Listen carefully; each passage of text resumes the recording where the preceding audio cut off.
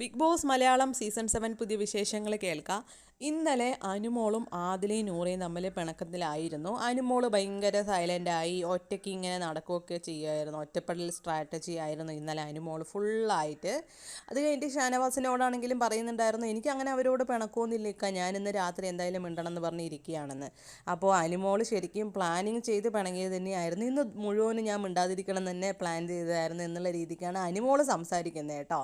എന്നിട്ട് പിന്നെ രാത്രി ഒരു അർദ്ധരാത്രി ഒരു മണിയൊക്കെ ആവുന്ന ഒരു സമയത്ത് ആദിലയും നൂറിയും കിടക്കുന്ന ആ ഒരു ഭാഗത്ത് ചെന്ന് ആദിലേനെ ഇങ്ങനെ കെട്ടിപ്പിടിച്ച് ഇങ്ങനെ കിടന്നിട്ട്, ഉറങ്ങിയോ, പിണക്കാണോ, എനിക്ക് നിങ്ങളോടൊരു പ്രശ്നവുമില്ല, എനിക്ക് നിങ്ങളോട് മിണ്ടാതിരിക്കാൻ കഴിയുന്നില്ല എന്നൊക്കെ പറഞ്ഞ് ഭയങ്കര സെൻറ്റി ഡയലോഗ് അടിക്കുന്നുണ്ടായിരുന്നു അനുമോള്. എന്നിട്ട് പിന്നെ ആദിലയോടാണെങ്കിലും ചോദിക്കുന്നുണ്ട്, എന്നെപ്പറ്റി ആരോടൊക്കെ കുറ്റം പറഞ്ഞു എന്നൊക്കെ ഇങ്ങനെ ചോദിക്കുന്നുണ്ട്. അപ്പോൾ ആദിലയാണെങ്കിലും പറയുന്നുണ്ട്, ഞാൻ ആരോടും ഒന്നും പറഞ്ഞിട്ടില്ല എന്നുള്ള രീതിക്കാണെങ്കിൽ പറയുന്നുണ്ട്.